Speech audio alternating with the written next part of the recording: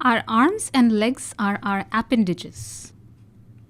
So the arm and the leg, these are appendages. So the bones that make up these appendages is called appendicular skeleton. So all of these bones, the arms, the legs, and the bones that connect them with the rest of the skeleton is called the appendicular skeleton. So in this video, that's what we are going to look at. You and I together, we will explore how the different bones make up the appendicular skeleton and what they are called. So these are the arm bones and these are the leg bones, and there are quite a few parallels between these two. So that's why I have kept them side by side and we will make comparisons as we go along. So these are the arm bones, and this thing over here, it connects the arm bones with the axial skeleton. You might remember from our previous video that the axial skeleton consists of all the bones that is close to the long axis of our body. So these bones include the rib cage, the vertebrae, the skull, etc. So this part here, it's called the pectoral girdle. So this is the pectoral girdle. The pectoral girdle consists of two bones. This one, the long one right here, it's the collarbone, and the scientific name for it is the clavicle. And the triangular bone over here, this is present on the back, on the dorsal side, and is called the scapula. The English term for it, the common English term for it is the shoulder blade. The parallel of the pectoral girdle for the leg is the pelvic girdle. So this right here is the pelvic girdle. The word pelvic refers to a basin. It originally means a basin.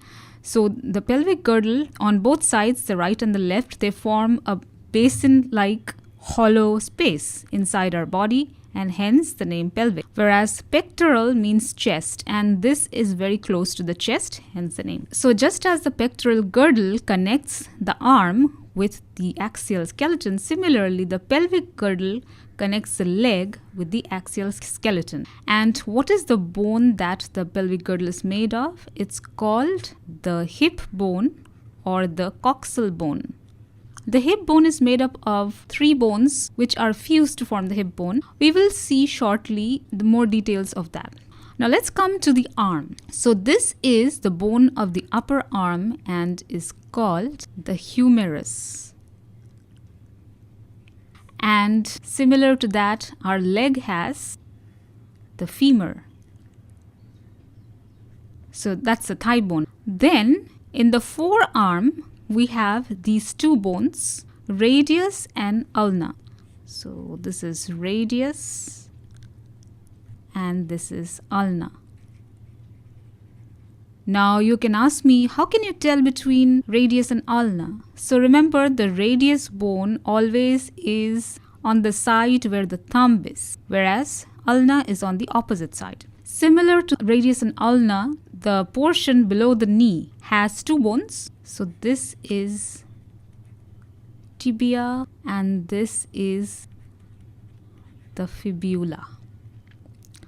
Again, the same question. How do you know which is the tibia and which is the fibula? So I remember when I was in 11th grade, my teacher told me that the bone that looks more feeble, so this is thin and feeble compared to this bone, that feeble bone is fibula.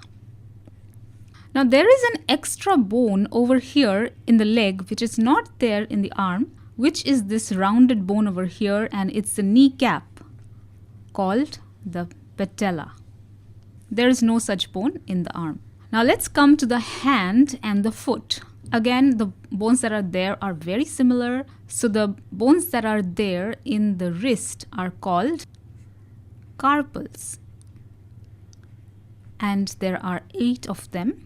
And the bones that are there in the heel, they are called tarsals. Sound very similar, carpals and tarsals. Tarsals are 7 though, 1 less than the carpals. Then the palm. The palm is made up of these bones, which are the metacarpals.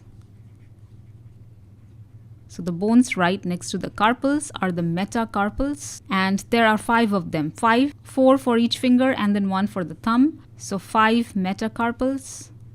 And then corresponding to metacarpals, we have metatarsals in the foot. So metatarsals.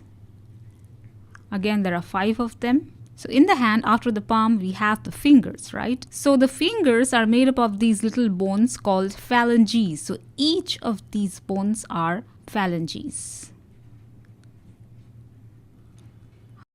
How many of them are there? So each finger has 3 phalanges and the thumb has 2 phalanges. So 4 fingers times 3, 12, plus 2, 14. So there are 14 phalanges. And the corresponding bones in the foot are called the same, phalanges again. And once again, there are 14 of them. So these were all the bones in the arms and the legs.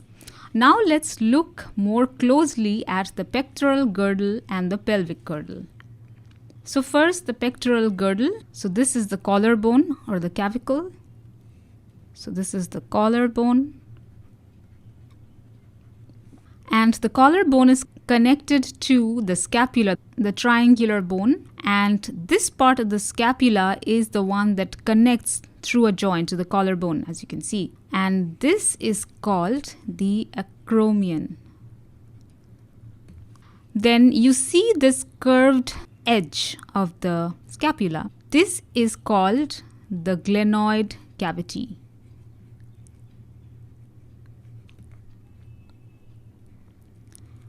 This is where the end of the humerus, the upper arm bone, fits. Now let's move on to the pelvic girdle, the details of it. So, as I told you earlier, the pelvic girdle has only one bone on each side. So this whole bone, this is called the hip bone or the coxal bone. The hip bone originally had 3 bones which got fused. It has 3 parts to it which are actually fused to each other.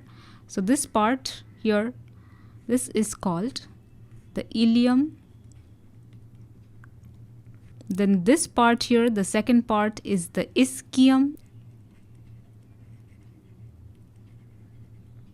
And the smallest one right here at the end is the pubis. The 2 hip bones on either side, they join over here through a cartilage, and this cartilage is called pubic symphysis. Just like the glenoid cavity in the pectoral girdle, there is a depression in the pelvic girdle into which the head of the femur fits. So this depression is called the acetabulum. To summarize, the appendicular skeleton consists of the arm bones, the leg bones, the pectoral girdle, and the pelvic girdle. The pectoral girdle has the collarbone or the clavicle, the scapula. Then the scapula has this part called the acromion, which connects to the collarbone. There is this glenoid cavity at the end of the scapula, which connects to the top of the humerus. This is the humerus, the upper arm bone. Then there is the radius on the forearm, on the side of the thumb, the ulna, the other bone on the forearm. Then the wrist bones are the carpals, the palm bones are the metacarpals, the finger bones are the phalanges. Then in the pelvic girdle, we have the hip bone, and 2 hip bones are joined by the pubic symphysis. Then in the leg, we have the femur, the thigh bone, the kneecap, the patella, the tibia, the stronger bone in the lower leg, and fibula, the weaker bone. Then the ankle has tarsals, the sole has metatarsals, and the fingers of the feet have phalanges.